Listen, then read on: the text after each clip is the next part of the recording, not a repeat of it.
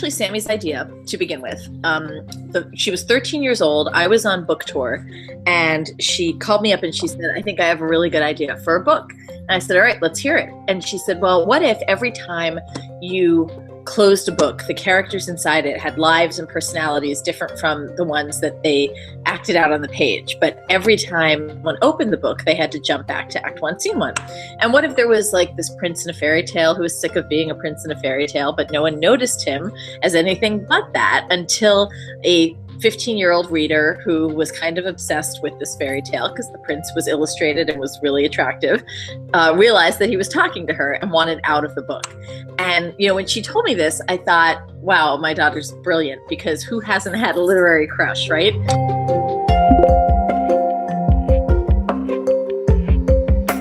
I definitely thought that my opinion, mattered a little more, because I was like, I've done this before. I can call myself an author. I know what I'm doing. So I definitely fought my mom, I think, on things a lot more while we were writing, and fought and things like that. And because of that, even though it was more fighting, I think we got a better product in the end, because every single word was argued for in that book. So, I mean, every little detail is definitely thought through. I would say, so the sky is blue, and she'd go, why? Why do you think it's blue? You can do better than that. Yeah. You can say something better. We'd talk, and I might say one sentence, and then Sammy would jump in and take over and say the next sentence. And sometimes we would stop each other and, you know, say, I don't like the way that sounds, or you could do better, or something like that. But we literally talked the entire book out loud.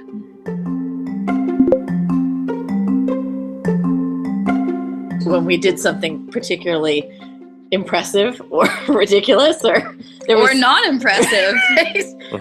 There was one, Sammy was playing with glitter pens, so there was one that said, I'm a love machine. That's right? for a really excellent love scene. Right. And then there were, what's the other ones?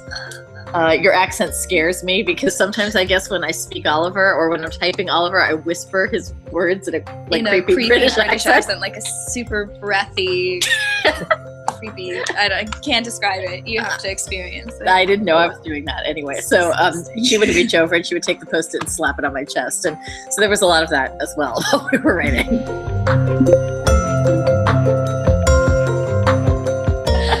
I'll usually go straight from class and be brought to the city, do an interview, have a meeting, whatever, and then next day I'm right back so that I can go to my 9 a.m. class and continue with my college life. If the first book is all about what it means to get your happy ending, the second book is really about the consequences of that. What if happily ever after comes with consequences? What if there are trade-offs?